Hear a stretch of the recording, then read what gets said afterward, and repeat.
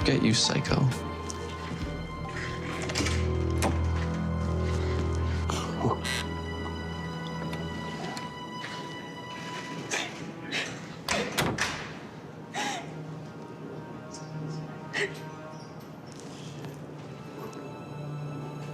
The Treatment is a new film based on the final act of a retiring and somewhat notorious director, Samson Wellstone, and the quest to bring his final script to life. So for a closer look at the movie, we're joined by filmmaker David Conroy and actors Kylie Iris and Red Carlson.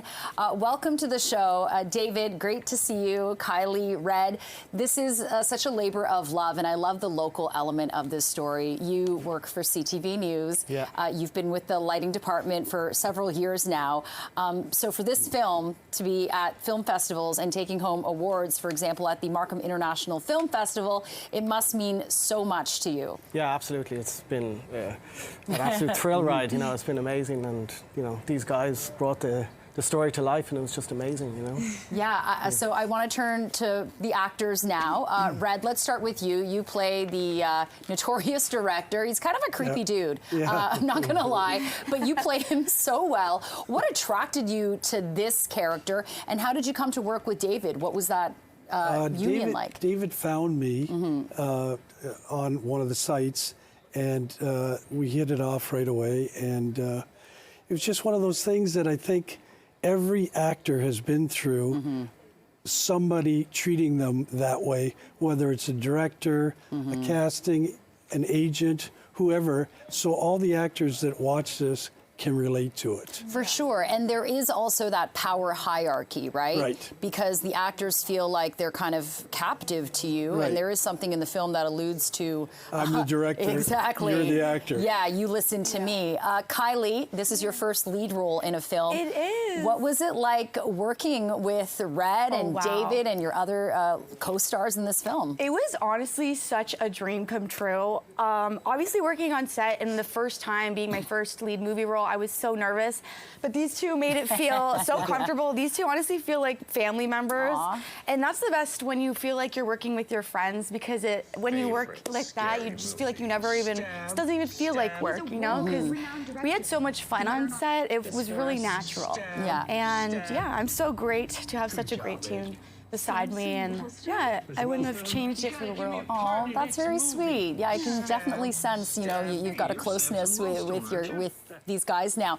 David, talk about the idea behind this film, because it's kind of meta when you're watching a film about people in the film industry making film. I mean, it's been done before, but this one is very narrative focused, dialogue heavy. You obviously wrote it, so what was the inspiration behind it for you? Well, it's sort of like a nod to all my favourite film directors, you know, sort of like who's made great films like Brian De Palma and Sidney Lumet and Orson Welles and all these great guys. So it was just sort of, what can I do, what can I make, and how can I make it interesting and entertaining, you know? So yeah, I thought it was funny when you wanted, you know, Kylie to do that scene from Scream. Yeah. So is that a filmmaker that you admire? Yeah. Well, it's just, you know, it's such a fun script, you know what I mean? is. And it's like, I just love that line, like, what's your favorite scary movie, you know? So, and like Michael Lake, who is the other actor in it, he did a brilliant job of that role, so it was a lot of fun to see. I thought that was interesting to see it reimagined through these terrified actors' eyes. Yeah. And how did you, because CTV did a story on you, and you talked about how your movie making process, like you wanted to get back into filmmaking when you saw a certain film again that reignited the fire for it, and you'd start by making shorts, and then now you've got this full-length feature. So how do you find the time between doing your day job and then fulfilling this passion? I mean, obviously you're proof that it can be done. Yeah, I don't know, you just have to put in the effort and time. Like, you know, you just say, hey, I'm going to do this, and you get people together, and, you know. So, like, I started making a 1-minute film, a 5-minute film, 10-minute, 20, 40, and now a feature film, so. And was that 1-minute film this film in a 1-minute version? No, it wasn't it was just like all that. different things. It was just sort of like what ideas strike and stick with you, and then it's like, oh yeah. So how long did the treatment take you from inception to now? Well, it took 10 days to shoot. Wow. It took probably 2 months to edit, and then like 3 months to sound edit, and you know. Coloring takes a while. It's Yeah. probably about a year in total, you know. That's pretty fast, though, considering. Good for you. Yeah. Okay, and Red, what has the reaction been to, you know, you being in this role as the director in this film for the fans that have seen it so far? There's a few people that have come up to me and said, you know, that was really tough to watch. And when the actors watched it, they go, I've been there. I had a teacher like that. Right. I had a coach like that. I had a director like that. So He's the complete opposite of the role he plays, too. He seems like it. It's Because kind of funny. on screen, you kind of have this maniacal smile, Yeah. like kind of a Jack Nicholson, Sam get Neill that a in lot. Event Horizon. Right. But you seem really nice in person.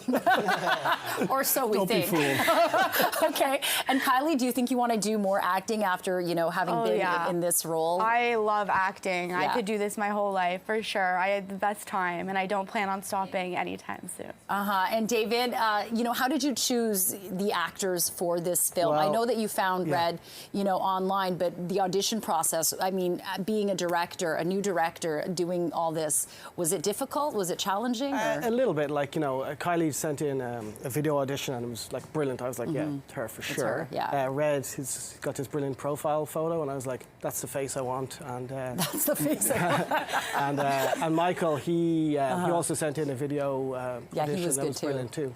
And I'd worked with him before in another short film, so I knew him and he's great. So. Well, I love to see, you know, Canadian and local films getting the attention that they deserve, and it shows that we are capable of doing that here in Canada. Yeah. So, Red, Kylie, David, congratulations, and we hope that this film wins more awards at various festivals. Thanks so much for joining us this morning. Thanks for Appreciate it. having us. Thank you. But now you think you're gonna drown. Can't tell that you're bigger than the sea that you're sinking in. Awesome. And you don't know what you got This guy feels the need for speed. 15-year-old Ajax teen Meer Dionin is too young to legally drive on the lake shore, but over this past weekend, he won all 3 of his Radical Cup races at the Toronto Indy. Joining us live now is the upcoming motor racing star. Meer, welcome to CP24 Breakfast. Good to talk to you. Congratulations on your sweep this weekend. What was that like? And what are just to give people their context, what are the ages of most of your competitors as well? Yeah, so the ages range from 15 years old, me being the youngest, to 60 years old.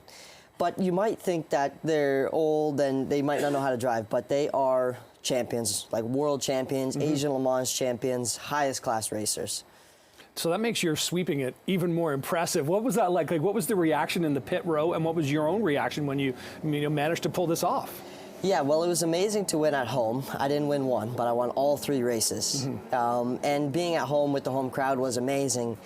And the best part was I got to spend the Saturday with my grandparents on their 50th anniversary and get race 2 win for them. That is so special. That's amazing. And I know family is incredibly important to you, so that's really wonderful here. Give us a bit of some background here. When did you first get behind the wheel, and when did you know, hey, this is me, this is what works for me? Yeah, so I started when I was 10 years old. I got invited out by one of my friends when I was playing baseball to go to a local karting track in Uxbridge. I went up there. I turned out to be pretty good, so the owner of the track said, let's put you in a faster kart. I went in a faster kart. I got about 2 laps in, then my dad came out on track and stopped me and said, no, this is way too fast. Okay. Yeah. And then now I'm racing on the streets of Toronto at over 200 kilometers an hour, so the progression was really quick. You just made everyone out there envious because no one's gone over 2 kilometers per hour, mostly on the streets of Toronto, Meer. Talk about the cars you're driving in as well. Like, what are the cars? What are the Radical Cup cars like? Yeah, so a Radical car is basically like a sports car with no windshield and no top, with your fenders and everything, and as well as a lot of downforce. So basically we're an upside-down airplane, so instead of being lifted into the air, we're being sucked into the ground. Right. And that's how we can take corners. Do you really feel that then as you're driving? You can feel that sucking down kind of? Yeah, you really feel it, and you need to be really strong, especially with your arms, upper body, because you can pull up to 3.5 Gs in the car. Yeah. Yeah, wow, that is amazing. And I mean, you're 15 years old. I mean, you're still going to, grow and get bigger and get stronger. So that must be intimidating for your opponents who you're already beating them at 15. What's the reaction like amongst those competitors? Like you said, they're up to like older than me, like 60 years old. Well, yeah, they recognize my talent in Sebring. Ever since then, I've been progressing and progressing. I got to go over to Europe to do a couple of races over there. Right. Did really well, came back and started doing extremely well in the radicals, and now turning out to sweep the weekend, they are noticing my talent. I bet they are, and this won't be. There'll be more people noticing by watching you this morning. But let's talk about this sport. This is not a cheap sport. Racing at any level is expensive. How does this work? How are you funded? Do you have sponsors? How does your family manage to keep up with all this? So yeah, we're always looking for sponsors. I have a couple right now. Through Road to Racing, one of my big sponsors, you're allowed to donate to a driver and be eligible for a charitable tax receipt. So if you want to do that, possibly, you can go to meerracing.com and go there. You can donate to me or sponsor me directly, and that's the biggest way you can support me. What's the next step for you, Meer? Like, how do you progress from here? Because clearly you've got a bright future and a lot of potential. Yeah, so my 2025 is looking pretty good. I'm looking to move up to the USF series, which is the feeder series to IndyCar, which was the feature race over the weekend on Sunday. Yeah. And moving up through that, it's expensive, right? It's $40,000 a race and Per race. Per race. Wow. And for funding and fundraising, that starts 6 to 12 months ahead of time because it's so expensive. Yeah. And again, if you want to help me on my 2025 journey, it's meerracing.com. Yeah, absolutely. Meer, let's talk about, you talked about IndyCar as well, but I know your idol is Lewis Hamilton, who's F1, who just won the British Grand Prix a couple of weeks ago. Is that the ultimate goal for you? Is F1 where you want to go?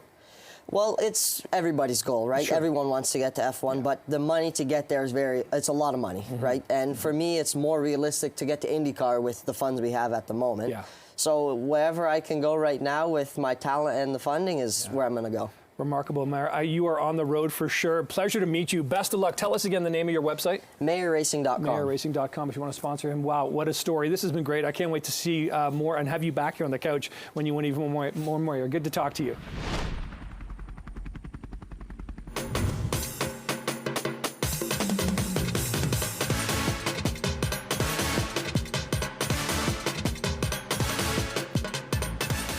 Oh yeah, the Toronto Blue Jays are gearing up for the celebration of Toronto Caribbean Carnival on Friday.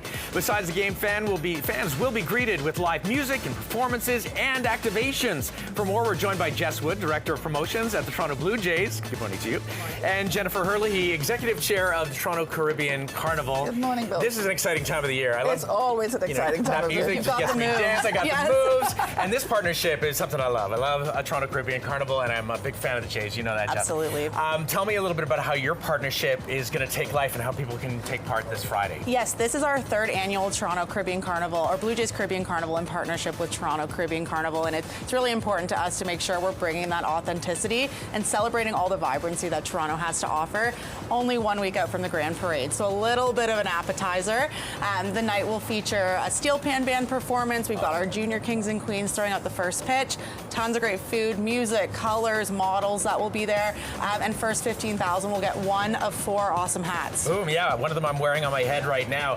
And the way you've done all the renovations the last couple of years to be able to take over the outfield district too, and it just feels like a party. So full immersive experience. Have the party. Totally. And the party just continues. It feels like it's been going all summer, Jennifer. It has been going all summer, and we will continue after summer. Yeah, you got the junior king and queen throwing out the first pitch. That's got to be special. That's going to be for them. really amazing. The kids are really excited about it. But you know, the Toronto Caribbean Carnival, we are the main procurers of diversity and culture in Toronto, and we are so happy to be working with the Toronto Blue Jays to make sure that that happens. And the reason that we can give the city $180 million in tax revenues, and the federal government and the provincial government, is that we can have partnerships like that to really promote the Caribbean culture and really the economics of this carnival. It's beautiful. Just give me a feel for the vibe, because I know you're going to be down there on Friday with the steel pan. It's got to be such a party. It is going to be a huge party. We invite everyone to buy tickets. You can go online and purchase them. You can go to the torontocarnival.ca, toronto.ca, and get the tickets for them. I know we're having the Jays there. We're really exciting. They're going to have the tickets. And we are getting excited, as you said, for the long weekend, which is the weekend that celebrates Carnival in Toronto. What is still the lead up that we can... Well, our next event is going to be our King and Queen on August 1st, and that is, to me, the best event. I mean, the Carnival, the parade, everybody loves it, but really, if you want to see the majesty of the Carnival costumes, you come to the parade, King and Queen competition. Thank you. I know you know it. I know, because I'm excited too. Yes, but it's going to be an amazing event at Exhibition Place, and we ask everybody to purchase tickets online and come out and have this beautiful event. Okay, well, this is a great time to talk about your partnership and celebrate it by a great giveaway. So listen closely. It is giveaway time. You can win 2 tickets to see the Jays start their series against the Texas Rangers and, of course, the Caribbean Carnival festivities. Send us your name, number, and email to contest@cp24.com. That's your name, number, and email to contest@cp24.com. And for more info or to get tickets, head over to mlb.com/Blue Jays. Go Jays, go, and yay for Caribbean Carnival. We've got the hats. And they're looking pretty good. They're looking good. And this is what you can get if you're one of the first 15,000 to arrive on Friday. Line up early. It's worth it. Oh, look at this. Oh, my gosh. We've got Lisa Morales and Mike Foley, who's in digital, showing off. There are models this morning. We had to really break the bank on that, but we love you guys. Be as cool as Lisa. Well, be as cool as you, me, and Jennifer. I'm so calm, yeah. I'm sexy, I'm harder. I'm happy, I'm without you. I like to be unbothered. Can you see through me? I'm sexy, I'm harder. It's the clarity flash. All right, Toronto R&B singer-songwriter Akila has dropped some new music. It's actually coming out tomorrow. It's called Most Wanted. And what you're seeing right now is a first look of her music video directed by the legendary director X. It's a follow-up to her breakout hits like Bloom and Hello. So joining us live now in the studio is the chanteuse herself, the one and only Akila. Akila, welcome to CP24 Breakfast. Thank you for having me. It's so great to see you. I must say, congratulations on all your success. We were just chatting before the break, and you said that you actually started writing songs when you were in grade 5. Yeah. So talk about your love of music and how you were inspired at such a young age. Oh my gosh, it had to be when I wrote like my first song for my mom. It was called Mama, and she loved it because it was at the talent show. So I got to really just gloat about how much I love my mom, and she was just in awe. She was in awe with it. And since then, I kind of just realized that like connecting how I feel and putting it on paper and then expressing it, all of those things I really, really love.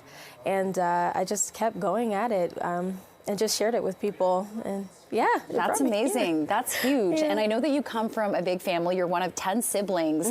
Are your siblings also musical as well, like you? Or? I do.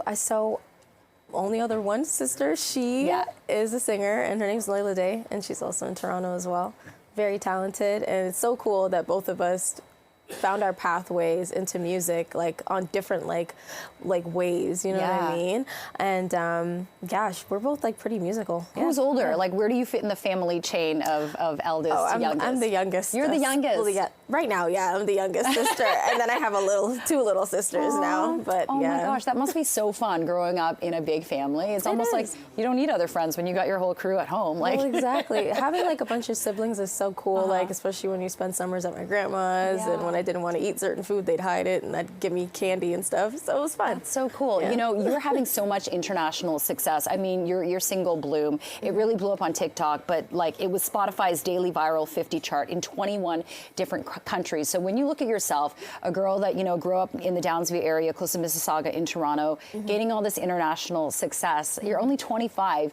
Do you have like a pinch me moment like every day? I mean, I know you started kind of releasing music on the streams in 2020, but this is still relatively new.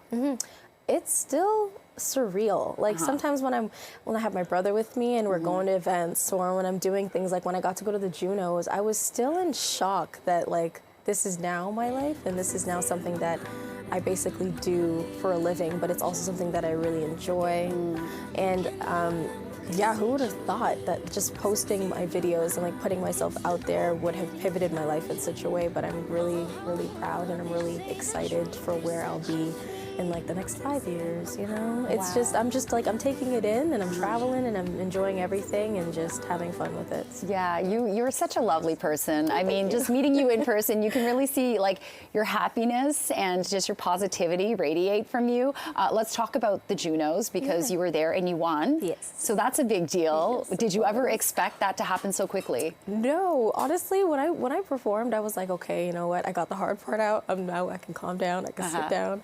And then I didn't realize that the category right after was going to be the other one that I was nominated in. So when I heard my name, I was in complete shock. Wow. I almost forgot to like really like stand up. Like I stood up and then I was like, oh my gosh. They called my name. So went up on the stage and I kind of just blanked out for a bit too. And I was like, okay, let me just wrap this up. Let me just hurry it up. And oh my God, I was really, really, really, really proud of myself at that moment and proud of Evan and Ali. It was for Hello. And that song, again, another pivotal moment in my life. That song is such a beautiful song and it resonated with so many people. So I'm really proud of it. Well, your voice is just so beautiful. I mean, I listen to it and it gives me like a throwback, old school R&B vibes, but also you have your own character. There's a sweetness to it. I want to talk about something else before we wrrap up. You are partnering up with Nike on a pretty cool campaign along with Tribal. Yes, I am. Tell us what this is about. This is huge. I mean, when Nike gets involved, that's big territory too. Exactly. They have a new sneaker coming out. I'm really excited. And it's with Tribal. I've never done Carnival before, basically because I don't know, I'm like a homebody, but being able to do Carnival this year is really exciting, and it's all about expressing yourself,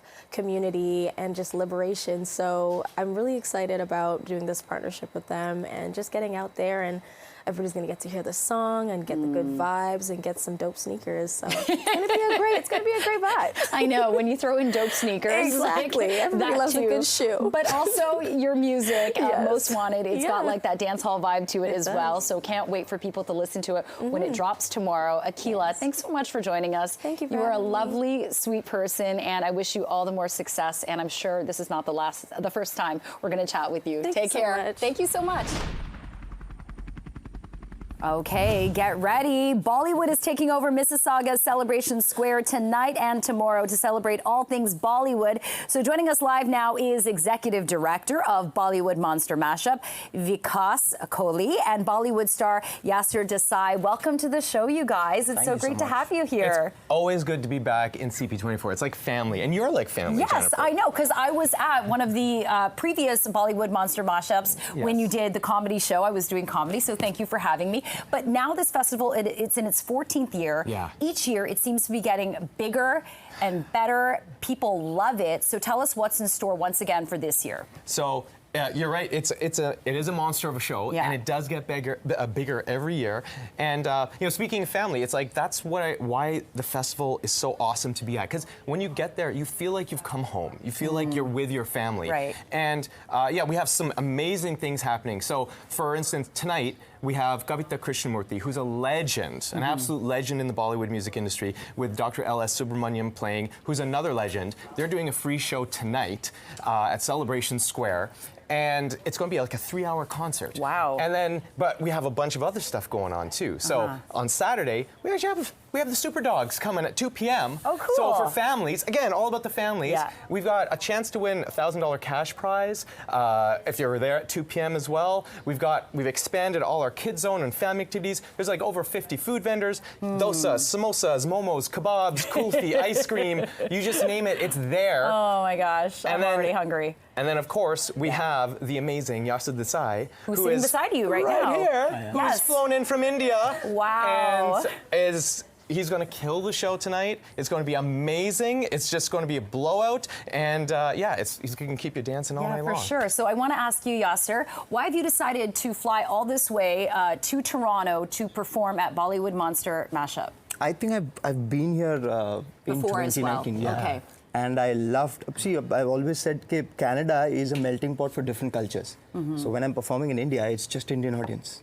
Whereas here, it's like the whole Asian continent, right? We get Bangladeshis, we get Pakistanis. I've got a lot of fans in Pakistan who wanted to listen to me live, which I get to do here. So I think it's crazy. I had a little taste of what it looks like in 2019.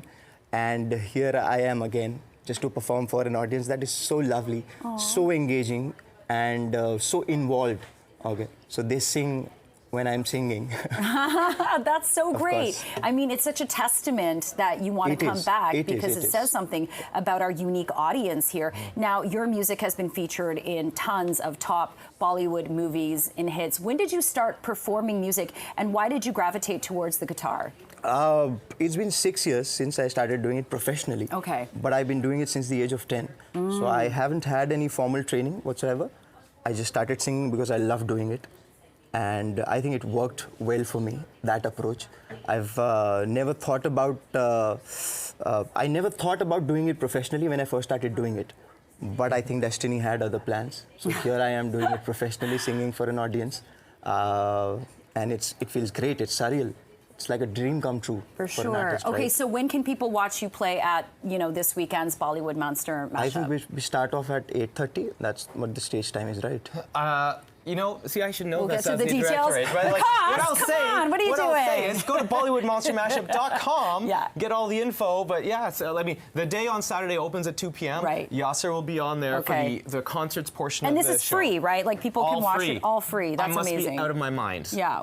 How are you making money? I mean, I'm joking. I'm independently wealthy. I own several diamond mines. Okay. Fair enough. So let's get everyone a chance to listen to Yasser play. What's the name of the song you're playing, by It's the way? called Dil Ko Karar Aaya.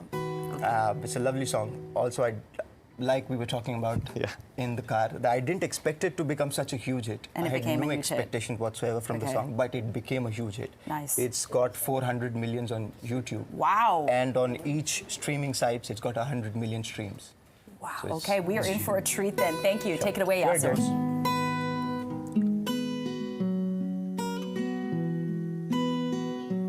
दुआ भी लगे ना मुझे, दवा भी लगे ना मुझे, जब से दिल को मेरे तू लगा है। नींद रातों की मेरी, चाहत बातों की मेरी, चैन को भी मेरे तूने यूं ठगा है।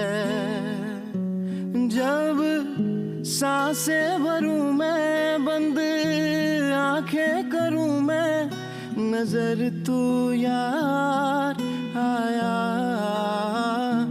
दिल को करार आया, तुझ पे है प्यार आया, पहली बार आया।